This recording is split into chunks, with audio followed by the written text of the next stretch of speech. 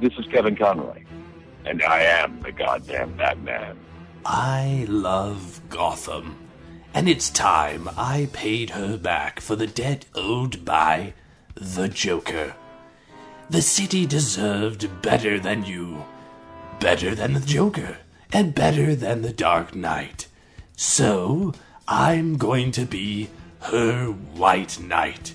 You've just jumped inside the pull bag. Join TFG1 Mike and the rest of the comic reading crew here at the GCRN as they make their great escape into comics. From DC, Marvel, IDW, Boom Studios, Zenoscope, and more, we have everything you want to read right here. Transformers comics? Yeah, we cover that. He-Man? Yeah, sure. DC superheroes like Batman, Batgirl, Nightwing, and Batman Beyond? Yep, we have those too. How about TMNT from IDW and I Hate Fairyland from Image Comics? Yeah, we have all that here. Plus, so much more. It's all inside the pull bag here on the Geekcast Radio Network. So without any further ado, it's time to talk about the comics we are reading right now here inside the pull bag. Zing, pow, zap! Yes, we've defeated the Joker and his stupid gas from last week. This is the pull bag, episode 332. I am, of course, TFG and Mike. Joining me are my fellow Bat cohorts in Comic Revolt, Dan, the comic concierge. Hello, sir. Hello. And of course, trying to be DJV from Simplistic Reviews. And apparently, folks, we're going to get a lot more negative with DJ the rest of this story for Batman White Knight. I'm breathing in more stupid gas. Hold on. Oh, God. Oh, I love this stuff. More stupid gas. Oh, God. So, we are here to continue our coverage of Batman White Knight, starting with issue 5. And I'm just going to say this right now. Actually, I'm going to have the Joker say it, so. Yeah, that's right, folks. We don't really give a shit about spoilers here. So, we're going to spoil the hell out of this. Last week, DJ had mentioned the Batmobiles and whatever, and they actually had, like, pseudo-Batmobiles in the first, I think it was the third issue they had appeared. But, man, if Sean Murphy does not pull out all the Batmobile stops in this final, these final 4 issues of this, and I believe it was one of you guys last week that said you liked the Batmobile that first showed up in. Oh, the biggest fist pump of this entire run was animated series Batmobile. Okay, yeah, that later. But I'm saying, was it you, Dan, in the beginning, or was it you, DJ, in the beginning that said you liked the tumbler looking Batmobile? Oh, Dan liked the tumbler. I liked it too. I saw that and I'm like, really? That's what they went with? Everyone's there. Every Batmobile's there. Yes, at the end it is, and you know, there's only, if it's not Batman, there's only one person that can drive the BTAS Batmobile, and that has to be Nightwing. What I love about the use of Batmobiles in this series is that it's not just, hey, let's insert the 66, the 89, the BTAS, the this, the that, the Tumbler, the whatever, the Batman Forever, the Batman and Robin, whatever. Let's not just insert them. Let's give them a good use. Like, the whole part of the plot. Yeah, make them a part of the plot. Because, hello, what is Batman without a Batmobile? Honestly, he's probably nothing. Like, he's walking. Exactly. You know. And, man, like, you want to talk about fist bumps kind of stuff, or shaking your fist in the air kind of stuff. Like, as soon as all the Batmobiles showed up, I'm like, okay, now I'm sold. This is the best Batman book of 2017. I mean, the Batman 66 Batmobile is completely impractical, but I was still happy it was there. Exactly. Well, the 66 Batmobile. Exactly. So, in issue 5, we have Harley, real Harley, and the Joker. The Joker wants to learn how to fight. And he says, oh, not in the face, though. Well, Batman's not going to not hit you in the face. No. And you guys had said before we got choked out by stupid gas last week, I think you guys had said how Dan, you said how cool Batman looks. Like, he's not the Hulk, but he's very Hulkish. The panel with him swinging in, like after the little argument with Nightwing here, the panel with the orange sky and the swinging in, man, he just takes up the whole page almost. Like, that's cool. Absolutely love that. And again, Sean's art in this, DJ, you said it was a little gritty and whatever. That's what I like about certain Batman stories. It doesn't have to be high polish and gloss. It can be down and dirty for a while. And that's what this is. Especially for Gotham. Exactly. Gotham City and Batman arcs. Noir, gritty, works for that. Yep. Absolutely. What else are we thinking for the story part, Dan, as far as this goes? Because, man, for this issue or just in general?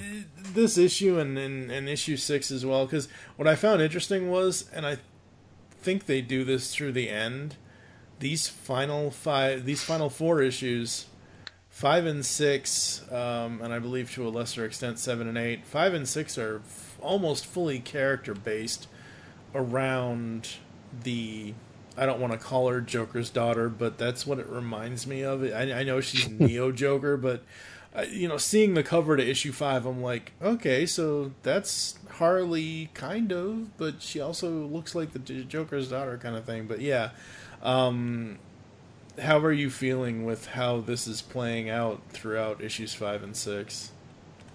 I think 5 and 6 certainly are a little bit more. I mentioned last issue last episode that perhaps a little bit overstuffed at times. I think 5 is one where there's, because of that, you don't have as much story progression because you're kind of getting a little bit tidbits here and there of every little piece from Napier's moments to, we were getting more splintered between the Bat family. So I think 5 as an issue, it ends stronger than it begins. But I do like the idea basically of, getting to the point where you have to, of realizing that the benefit of kind of creating this force, or like seeing Nightwing and Barbara Gordon kind of step out of the shadows of Batman, literally, and kind of join forces with like this, basically police force, and kind of the benefits of trying to basically see that Batman's gone over the edge, just you see out of control now that Alfred's dead. So I thought there were some intriguing developments, and we didn't get as much into how last issue ended at issue 4. That's a little bit still not really touched upon as much, but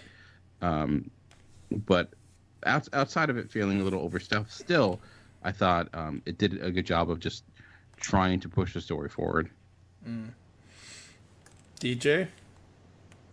Yeah. Dick Grayson in a cop outfit kind of made me go, oh, okay. so the car stuff I really liked. And this is kind of leading into where the issue where I got upset. Where I was kind of like I was on board, and then it led to something where I was like, oh, okay, this is something else. But no, again, when it comes to everything in terms of artistically and how they do this stuff, I'm always on board with this. And I, like you were saying earlier, the fact that I would have never guessed they would have implemented any of the Batman. I'd have never, of all the things that I thought was going to show up in this book, 66 Batmobile would have been last on my list. I'd have never, especially because of the art style of this book, because it's like very like serious and dark and gritty. And then, hey, there's a 66 Batmobile. It's like, what just happened here? So yeah, I think this was kind of the beginning of the end, though, for me. When I was kind of like, I'm on board. Oh, it's turning into something I'm not sure I am a fan of. And I think that's the coolest thing with the Bat mythos in general, not just Batman himself, but every artist, when they get to join a Batman book, gets to put their stamp on the Batmobile. Like, you know, you look at the 89 Batmobile, which is part of the story is that they're going to basically EMP the tumbler, and you need an analog one to be able to keep up with the guy. Well, 89's about as analog as you can get, you know, obviously post 66.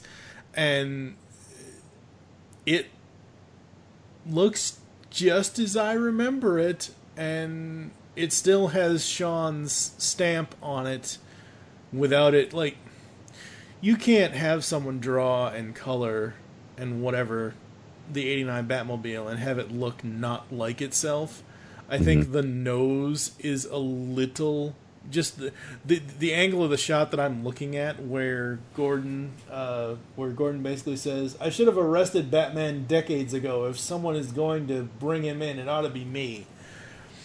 That's the first time we really see the 89 Batmobile. So in the way that it's angled in this part of the story, the way that it's on the page, it's looks a little smaller, but as we see more of it, it looks like itself. But Sean was still able to put his stamp on that and other Batmobiles as well, still maintaining their, you know, classic looks. You know what would have been really... It wouldn't have worked in this, but what would have been really cool is if he found a way to put the Batman Beyond Batmobile in here, because essentially it's just an upside-down BTAS one. Yeah. Well, I don't know how you go to the future. I take that back. Bruce's... Batman has a time machine, and he had a boom tube to a time. Yeah. I take that back. It's not the Batman Beyond Batmobile that's an upside-down version of the BTAS one. It's Bruce's car in the Batman Beyond universe that's the upside-down version of the BTAS Batmobile. So we get to a point where DJ is like, okay, this book turned, I'm out. So why don't you explain this now? You're talking about the fight between the two of them, right? Yeah, I am. And again, this book, from before this point, to me anyway, maybe I completely misread it, was the Joker, as Dan said, is trying to be better than Batman. He's trying to beat Batman by using his wits, turning the city against him, which I was all for. And then they decided to throw that out to where, in the most emasculating thing I've ever seen done to Batman in my entire life, shrug Batman broken back to Bane, is the Joker choking him out first of all, beating him in a fist fight, and then choking him out with a fucking utility belt? Excuse my language. I was bullshit. As soon as I read, I was like, bullshit. I don't know. I was completely pulled. You want to talk about pulled out of the book? I'm like, no. So what I thought was going to happen was Batman was going to, when he took off his utility belt, they were going to fight, and the cops are there and around him and whatever. I thought the Joker was going to let Batman pound on him, and that would make and essentially make him look more of a monster, like using excessive force. You know, it's the cop that can't stop what he's doing. And then he would kind of realize that he's gone too far, and then he would turn himself in, and that's how we get to the opening shot of this book. But no, they just say Joker's better than Batman at fighting now. Well, wait, what? Okay, I think that's really simplifying it. Let's clarify. That's what happens. He beats him in half. Well, let's fight. Let's clarify. First, let's not. So Jack Napier in this, part of what is also showing is that he's struggling with the fact that part of him actually does want to be better.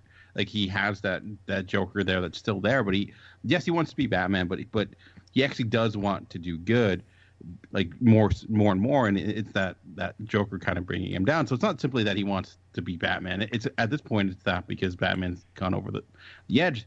Let's not forget that Batman's near death. He has so much so that Alfred had to basically give him blood to save him. Batman's fallen off a bridge. Batman just went through a car accident. We saw him when he was the last issue. He was covered in blood talking to Mr. Freeze. So this is a Batman that is not in good health. Using the Kylo Ren Ray defense where he was shot in the chest. by No, Chewie. So this is why, lose. honestly, this is like why Batman can never be an interesting character, is because it's always like he has to win. And well, if he no, he could have lost, just not in that way. There is no more, other than Joker peeing on him. There's nothing more emasculating than getting choked out by a utility belt that you own by the Joker.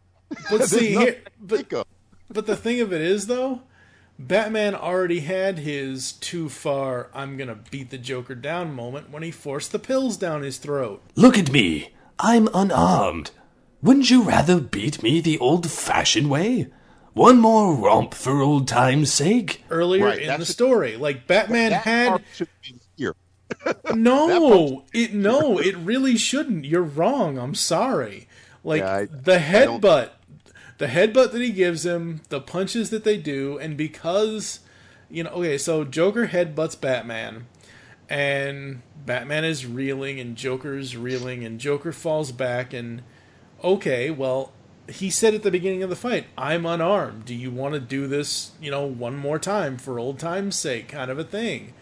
Well, you think of the Joker. Yes, this is Jack Napier here. It's not the Joker character. He's in his quote-unquote human form. What's a normal guy gonna do against Batman, who is a fucking legend? Of course he's going to take his own damn thing and choke him the hell out. Because that's part of this story of the Joker Jack Napier is supposed to be I don't necessarily want to say Harvey Dent from The Dark Knight, but that's kind of where because, hello, it's Batman, White Knight, Dark Knight, yada, yada, yada. That's all I can think. It's your fault, DJ. How is it my fault? I'm not the one that decided to make Joker the best fighter in the world, to beat a man who trained for 30 years to be the greatest fighter in 5 minutes, who's hopped up on pills. I'm not the one that did that. See, again, my whole point was that I understand Joker trying to be better than Batman and turning it against him. But at this point, unless Batman's on death's door, and Dan is right, Batman sometimes seems to always have to win a fist fight, but there's other ways that the Joker could have beaten Batman. Okay, so what other did though? I think a physical altercation. But I think that's like it got to that point. Like it's not like it got to a physical altercation, but it wasn't that like he just went straight up to him and fought him. They legitimately did use his wits. They blinded him. They're using his own weapons against him. It wasn't just that he went up to just fight him, and it also harkens and it also if you look at what Batman is doing, and it goes into his speech at the end with Commissioner Gordon, he's not trying to beat Jack Napier, he's trying to hurt him. And he even comes to that realization of what was him keeping Joker around, or Jack Napier around, and there was a selfishness to it because he enjoyed hurting him. This was a Batman who was at his angriest. His Alfred is dead. His entire interpretation of his parents is being destroyed because he thinks his dad's a Nazi. This is a Batman that's not in a good place. Even when he jumps down from the ledge, we see that he can't even stand. So this isn't necessarily like there were a lot of things done to get to this point. It was when Bane eventually beat Batman, he did so by throwing everything at him, and perhaps maybe I don't necessarily think that Jack Napier winning this battle, winning this fight necessarily means that he's a better fighter than Batman. For all I think in this situation, because of everything that was going on, he came out the victor. Was it the best way to do it? I don't know. But I don't think that takes away from everything that kind of led to that moment, and then what it then said to afterwards. No, I'm just saying this was the moment where I was kind of like I guess some people must buy this moment, and others don't. I just didn't buy this moment for me, and that's kind of where I was kind of like, it's such a. You ever watch a film or a television show and then something happens where you're like, I was on board, but this is so. Like the new Halloween movie. There's a scene where something stupid happens, and it kind of took me completely out of the situation where I just couldn't wrap my head around it, and I'm like, why? Especially because there are other ways they could have done it, but they did it in this emasculating way, where I was like, what? He could have done anything else. He could have hit him with a freaking car, anything other than I'm going to choke you out like a baby with your own tools. That's what kind of made me go, come on, man. This is it. Especially when you've been setting this up as Joker is using his wits to beat Batman. And this is, I know you're saying the wits was to blind him and all this other stuff, but at the end of the day, after all that, then he fights him one-on-one and beats him up like a little baby, which made me go, I pulled me out of it. That pulled me. Maybe it's just me. I don't like a character whose entire history is based on learning how to be the greatest fighter of all time, being dispatched by this wiry dude who's not even the Joker at this point. He's just, normal Joker, and he chokes him out like a bit. Anything else? It's the choking out part. That is the breaking of the bat thing was emasculating to me, but it was because Bane is 7 feet tall and 400 pounds. This is like a regular dude rolling up on Batman, and wounded or not, just taking him out. It just pulled me out of it. I'm sorry. Yeah, there are plenty of television shows these days that I'll see one thing in one episode, and I'm like, I'm never watching this show again. I look at you, Supergirl from the CW. Supergirl does it a lot. Oh this. My God, that show. But no, this I felt like Dan is saying. I'm sorry to make you the odd man out, DJ, but I felt that this fight was the climax of all the psychological warfare that they were doing in the previous, X number of issues.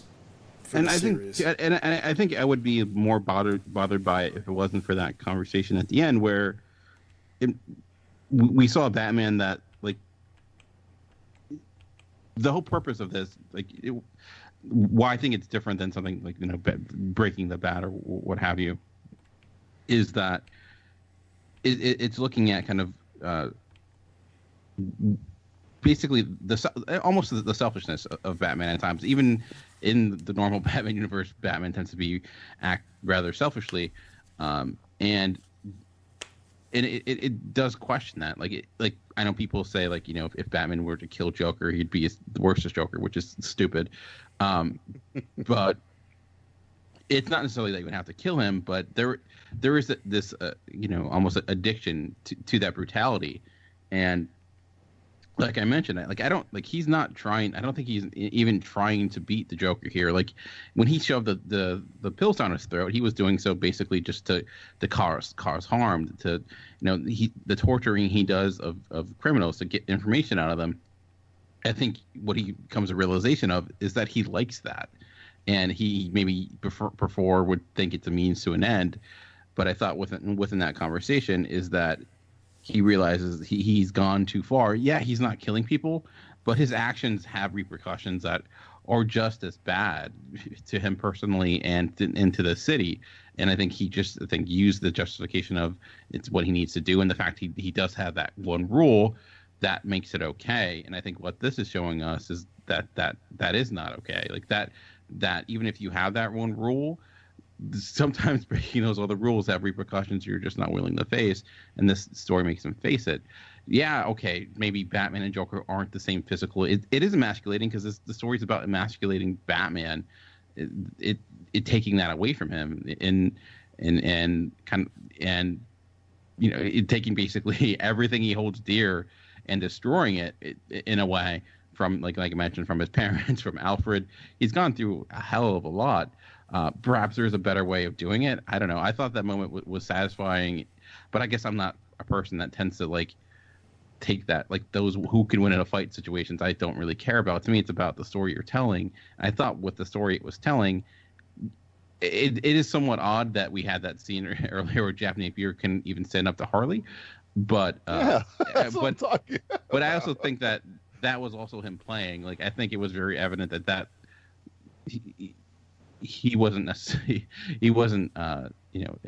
pulling his punches per se, or at least perhaps that was what he was doing. I don't know, but I don't know. I guess to me, it like you said, if it took you out, it took you out. It didn't for me. And the thing of it is how often in any story, not just in Elseworlds or a one-shot kind of 8-issue miniseries, how often is the Joker going to win? Like, I mean, really win in a fight with Batman? Not often. I've seen him win in fights with Batman that I bought. I've seen him stab Batman in the gut and Batman, or poison Batman, or, you know, this was just a straight up fist fight. That's why I was like, this, especially when you're giving me this whole couple issues of him using cunning to outwit Batman. I was all for that. I thought he was going to do the Machiavellian to the degree as, I want Batman to beat me here, because if he beats me here, then I will crack him, because he will realize he is what he hates the most, and he'll turn himself in, and we take him to. That's what I thought they were leading, and then they do this. It seemed like, it'd be cool if Joker beats up Batman. Moment in the book where I was just kind of like, no. You've been telling me this, so you give me something else. What you then saw was, again, it was Napier. Like, he was actually trying to do good, and then like immediately went the other way, where he regretted his motions and what he was doing. And I think that was a turning point for him and his character, because after that point, like, obviously he was basically, you know, a criminal as much as he was as the Joker. But I think what he saw is that the lack of satisfaction in that moment, like, that's what he, you know, talked about, like, that's what he's been wanting and hoping for, and it was meaningless. So I thought that was an interesting way of taking it, where it's like, no, it's now he's kind of where Batman typically would have been, where, you know, he's seeing that they're, you know, getting what he wanted all this time. It was the chase that he enjoyed, and once he finally got it, the chase being gone, it was just emptiness. And I thought that was a good way of approaching it. And he even says in that moment, as part of the dialogue, I've thought about this moment for decades, wonder what I'd do if I ever got to see you like this, all broken and vulnerable.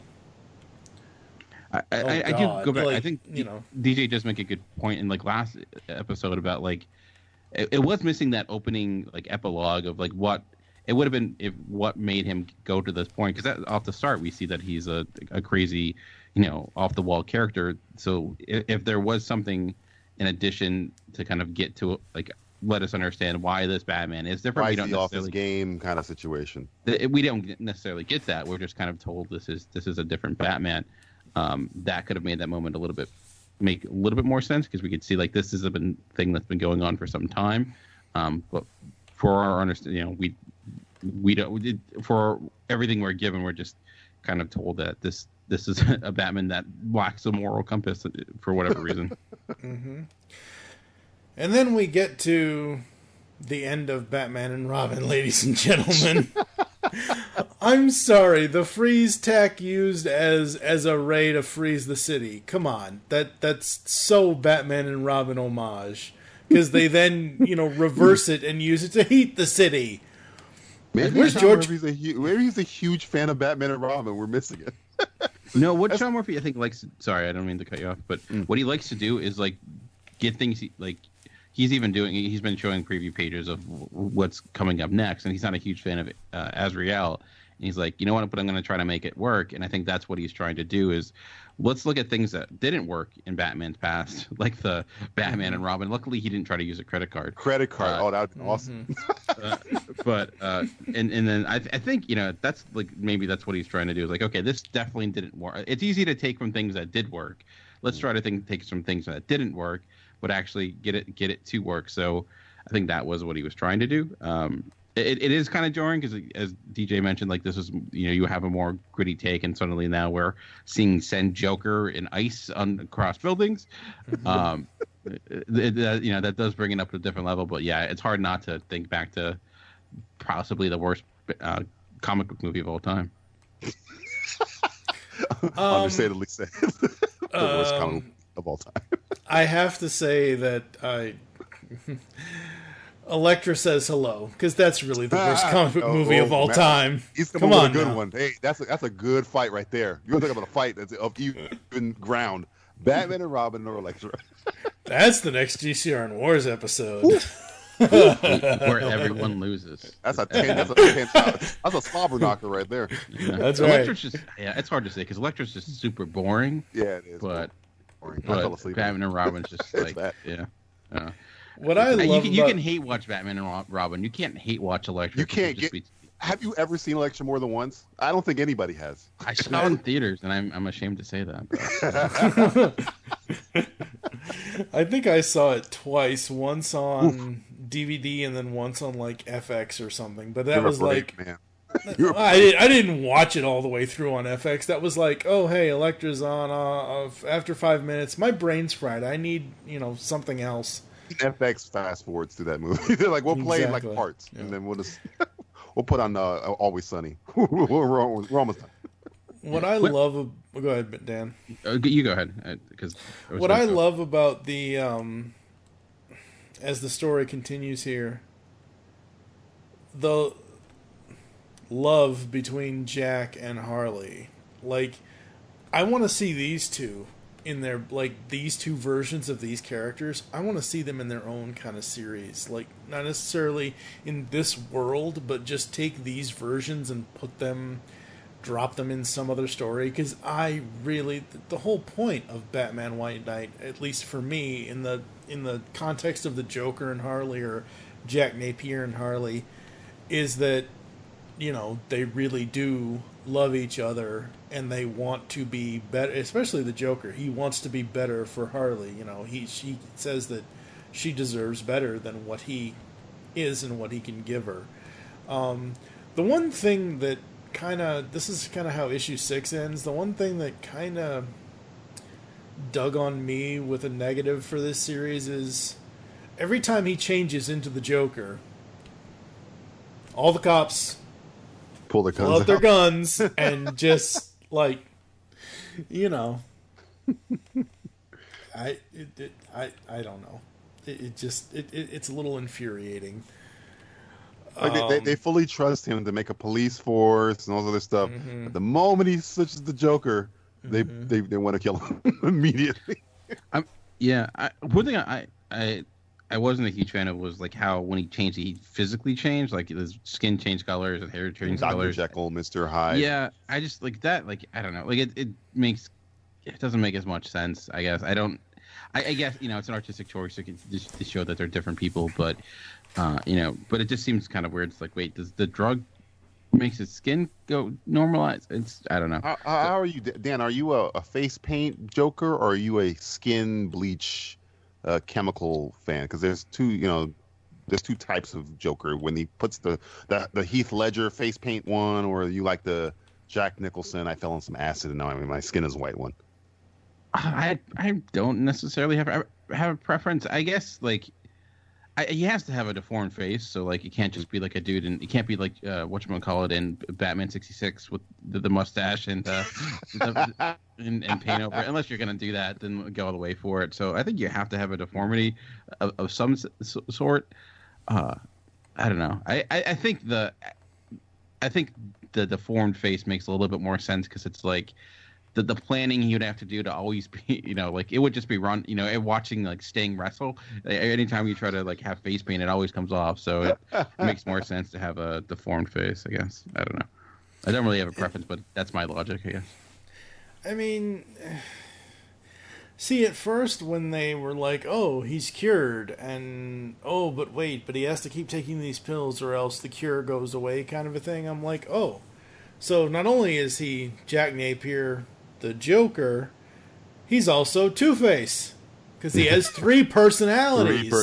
It's like, he actually only has 2. He has the Jack and the Joker, but I kind of like the visual change, because how do you have a Batman versus Joker story without seeing some sort of version of the Joker makeup, whether it's the bleach skin or the access chemicals or the face paint or whatever. Yeah. It's not a huge deal. It just seems to me like Yeah. I mean, I guess the other way to do it was just because the eyes are such a huge thing, and that's like two color eyes. Because that's something that could have been a little more subtle of a change, but You know, No matter where, if it was like in film or like a visual or audible thing where maybe his voice and his demeanor changed, something like that, you probably wouldn't need the super physical green hair all of a sudden stuff. And I also don't know if it's actually physically changing, or if that's more just like if the world is also seeing it that way, or it's just for the audience, because it's not clear.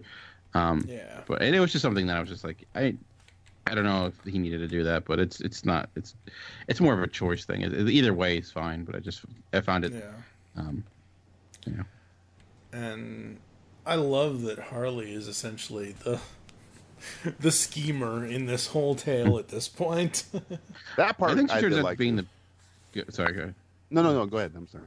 I think she turns out to be the best character in all this. Like, I think like the strongest and well, probably in a way the most moral, because the conversation between her and Batman at the end, like, I thought, she stood her ground pretty well, and I thought like Sean Murphy wrote a really strong Harley. Like, I loved his take on that character, and I hope we get more Harley like that, where she's much more complete of a character rather than just like the cliche type of like put in the one we all think. And they do use Puddin' in here several different times, and I think it works well. I think Sean put it in at certain points to, say, hey, a little nod to BTAS kind of a thing. And like I said earlier, I want him to take these two characters, Jack and Harley, and just give them their own, like,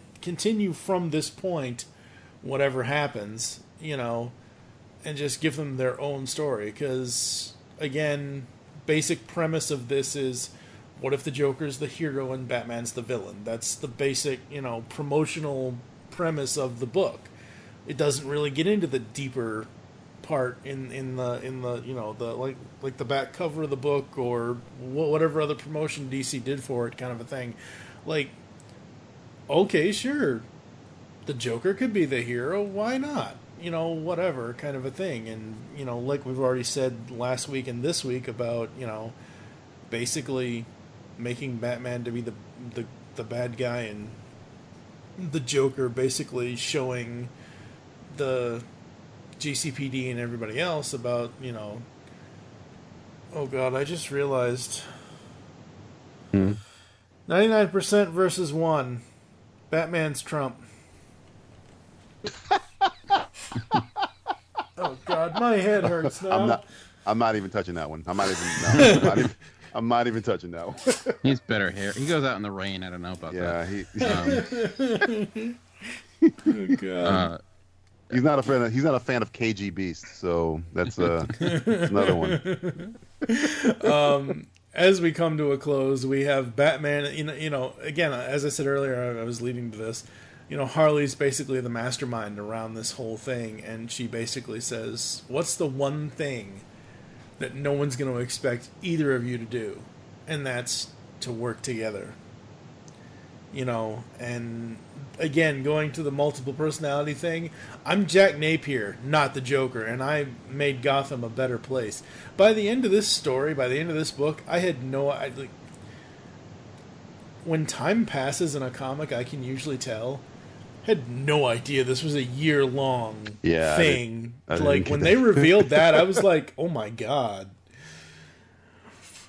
So they make a deal, your confession in exchange for Harley's freedom, kind of a thing. And once again, a Batman-Joker moment I don't think this has ever happened. A Batman-Joker moment inside the Batmobile. Wow. Very, very cool. And we learn the story of Jason Todd and the fact that he's actually alive. And this one, he's the first Robin? Did I read that correctly? Okay. Yes. Sean Murphy mentioned he jungled up the timeline in his universe, I guess. I guess the power you have when you can, create your own world, I guess. Yeah. Yep. Yeah, so we learn the history of that, and we get to a panel that's just like I can't, like, because they're driving through the frost covered streets of Gotham to get to Freeze and the quote unquote cure and the heat cannon and all this and everything else, and you know, so they find out about the tunnels, and that's how, you know, Nazi Waynes and everybody else moved all the stuff around. And Nazi Waynes. I don't know. I don't know. And we get to one of the coolest moments in the entire end of the story here. It's like, forget the GTO cars. I have something better.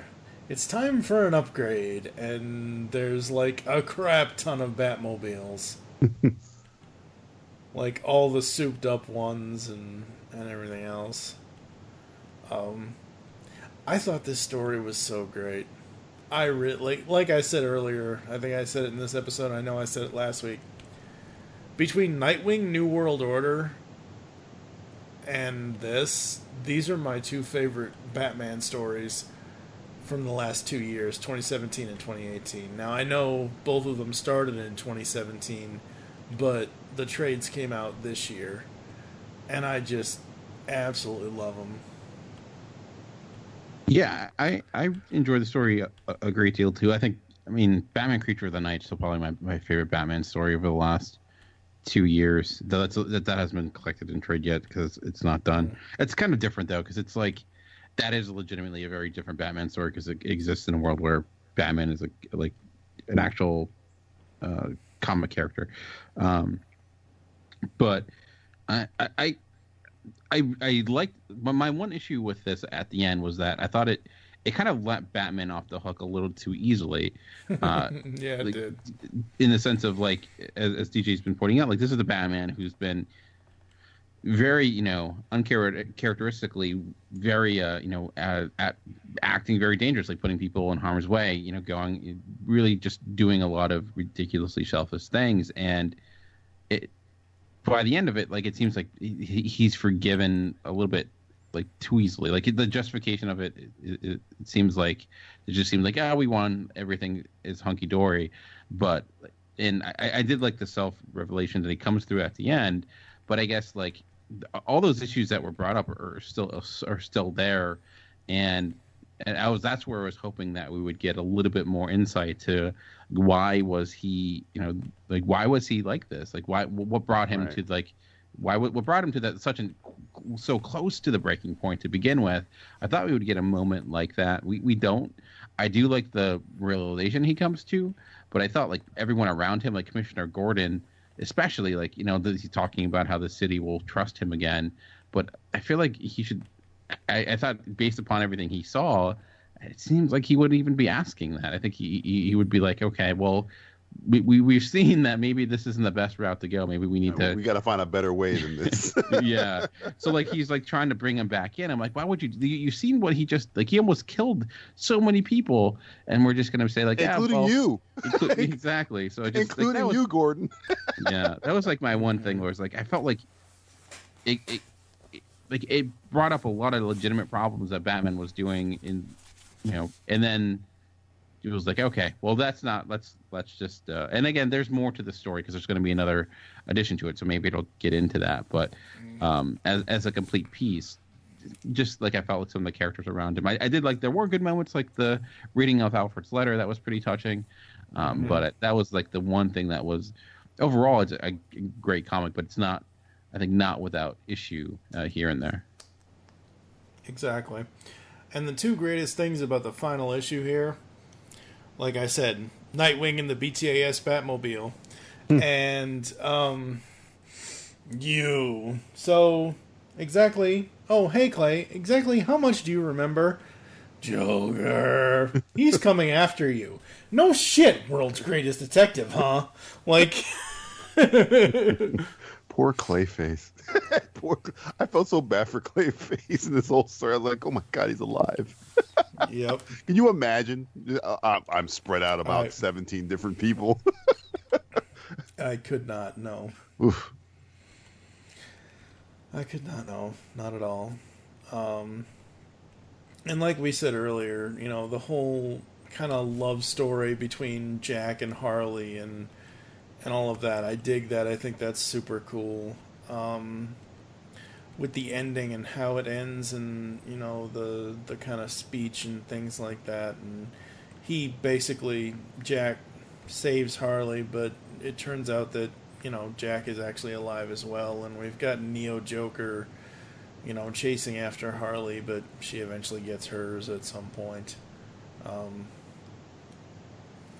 Again, like I said last week and this week, I think this is Sean Murphy telling an original story, something that he wants to basically show to Batman fans that it doesn't have to be the traditional Batman story, and you can still throw every single Bat reference in it that you possibly can. Like I said already, it basically turns into the end of Batman and Robin with the freeze ray and then the heat ray and the whatever, because you gotta freeze the city, now you gotta thaw the city, and it's like, I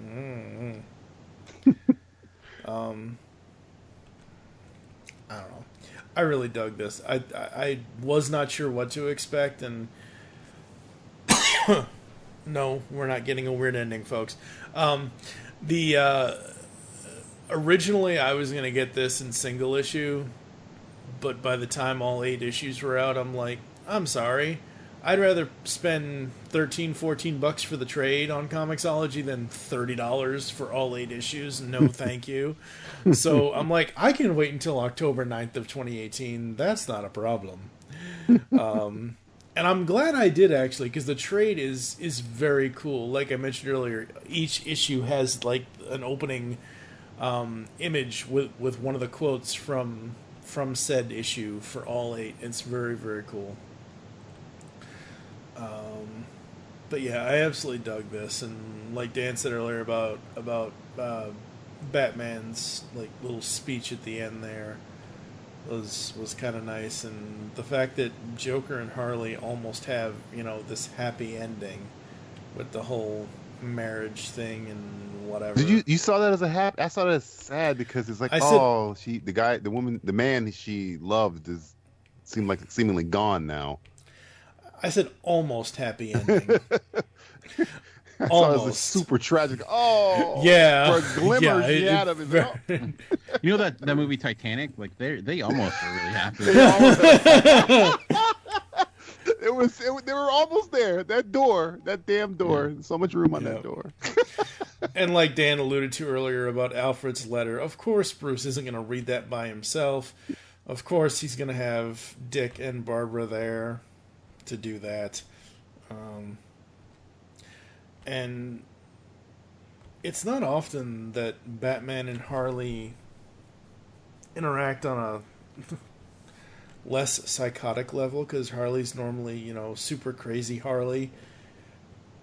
Here, she really is Dr. Harleen Quinzel at the end, and I thought it was such a nice way to end the story, for now anyway. I don't know. I really dug this. I like I said before, I wasn't sure what to expect, but it works, and it's kind of cool. And of course, you have what I wanted the very end of this to be is I wanted Gordon and Batman to have this conversation in a diner on New Year's Eve. Oh yeah, you want an animated series, which exactly. but with this ending, obviously, just set in a different place. But basically, Bruce pulls the mask off, and not in the diner, from that window. Hey, that's Bruce Wayne. It's Batman. Okay, so yeah, but that diner was pretty empty in that episode. Overall, I absolutely loved White Knight. I thought it was a very interesting story. It was something that normally comics that have 5, 6, 7 issues traded, it takes me like maybe 2.5 days to read the whole thing. I read this in one day. It was that damn good for me that I read it in one day, almost all in one sitting. I think I got up once to take a bathroom break. Any final thoughts, Dan, on the story, on the art, on whatever Sean's working on next for this? No, I mean the next one. The next installment's going to be Batman: Curse of the White Knight. So again, some of the issues that I had, like with how it ended, could possibly be addressed with the next installment. I mean, there's not much. He's still drawing it, so there's not much known. He did reveal Azrael's going to be in it, which I'm being interested to see because Azrael's not a character I've never really cared for. So we'll see. I mean, there's been people who've done the character well, like James Tinian Curling or previously with Detective Comics. So to see that interpretation of how that works. But yeah, no, I pretty much did everything I needed to, or that I had to say. Yeah, and I know Azrael's a big bat villain kind of thing, but anytime I hear that name, I'm like, oh, so it's Brody from Mallrats and Dogma. Okay, then. DJ, final thoughts? Maybe the next series would be like things that Jack Napier trying to put in place before he went back to being the Joker. It's almost like a Purple Man situation where he has like a thing that will happen if somebody does this. So maybe it's called Curse of the White Knight. That sounds like Napier set up a whole bunch of stuff, and maybe he's not in control of it anymore. In terms of the entire series, I'm not as huge a fan of these two, but I mean, there's things in it that I bits and pieces that I really, really like. Again, the art is awesome. I like Harleen in here, and I almost wish that it was more of her. She gets more and more as it goes on, but I kind of wish it was like centered around her too. Like you've been saying that you wanted to see a series with those two together. I could see that. I could read that series because that's a Harleen I have not seen a lot of, and that's rare. She's like even more interesting when she's sane. So yeah, I did dig that, and like I said, the free stuff, and my version of an evil Batman is more of James Woods' Owlman. That's how I see evil Batman, because that's a danger. Batman going crazy and I don't care about people. That's not dangerous Batman. That can be easily stopped. Calculating, I don't care, James Woods Owlman, that's the scary Batman. That's the scary bad guy Batman. And I'd love to see that type of bad guy Batman versus the Joker, because that would be cool. But yeah. Absolutely. All right, on the GCRN Universal Rating System scale, 0 to 5, Dan, what would you give White Knight? I give an art 10, and I would give the story an 8. So okay. No, just to clear. I mean, the art's fantastic. I mean, it's obviously the strength of the book, but yeah, overall probably 8. So. What about you, DJ? Out of 10, art out of 10 is 10, 10 and a half. 12. Yeah. It's very beautiful. It's an 11. I mean, the guy can draw. He's really good. Story-wise, I kind of, again, I'm not too. The story kind of like dropped the ball in terms of me, in terms of what I was kind of expecting. So I'd be 6.5, 7. But I mean, again, there are certain characterizations of certain characters I really, really did like. So. If you're a fan of a Batman book, you probably have to check this off your list. Whether I didn't like it or you liked it or not, that's one of the books you got to read. Yeah, absolutely. I'm also going to give it a 9.5 or so. There was only a few things that kind of had me questioning stuff, but other than that, I absolutely love this. Is it something I'll go back and read? I don't know. Not right away anyway. But I need to see more Sean Murphy writing and art as well. I mean, I knew of the guy, and I know he had done a bunch of other stuff previously to this, but I want to see more from this guy. If you want to see more of the series, I would definitely recommend would be Black Science that he does with Remender. He did that. Tokyo Ghost is probably a little bit easier since it's only 12 issues, but Black Science is like, it takes place. It's kind of like, if you remember that show Sliders, where it's like it's not like that, but it's because they go to different dimensions. But it's a very extensive story. What's kind of great about it too is that like it legitimately changes genres depending on arcs. Like sometimes because they're going to different worlds. But it's been going. I think it's on like near 40 issues so far. But yeah, anything he does with Remender tends to be really good. Absolutely. All right, Dan, where can the people find you online, sir? They can find me on Twitter at Movie Revolt. What about you, DJ? Trying to be DJV, and our show, the Simplistic Reviews Podcast, his Twitter handle is at Simple Tweeters. I am at TFG and Mike. You can follow at The Pullback on Twitter. Check us out on Facebook. Obviously, geekcastradio.com. Coming up next, I don't know. We have three choices. We have three choices. It's going to be one of these three things. I'm not sure which one. It's either going to be WWE Volume 3 Roman Empire from Boom Studios, or we could do TMNT Ghostbusters 2 from IDW, or it might be the old Devin Grayson Nightwing Huntress 4-issue series. So those are the choices for episode 333. Not sure which one it's actually going to be. It's probably going to depend on hosting, because whoever the hell I can get to cover whatever the hell I'm going to cover. Because I understand it's the end of the year, everybody's busy, but the fact that I took almost 30 minutes to review the 3 DC Comics KFC Presents comics by myself. I haven't done a solo show on this podcast in 5.5 years. The first time I did it was episode 1. And yeah, I don't know. So it's just going to be a grab bag, folks, here inside the pull bag. Make your great escape into comics, and we will catch you next time. You ready to be good guys for a while? You've just heard the latest episode of The Pullback, the GCRN's first comic review and discussion podcast. There are several ways to get in touch with us and leave feedback for the show. You can visit the website, geekcastradio.com, where you can comment on the episode and all of our different podcasts. You can rate and leave a review for the show on iTunes. Be sure to leave us feedback. Become a fan of us on Facebook, facebook.com/thepullbag. Send us an email, feedback at geekcastradio.com. Follow us on Twitter at thepullbag and at geekcastradio. So until next time, make your great escape into comics and unleash the geek in you.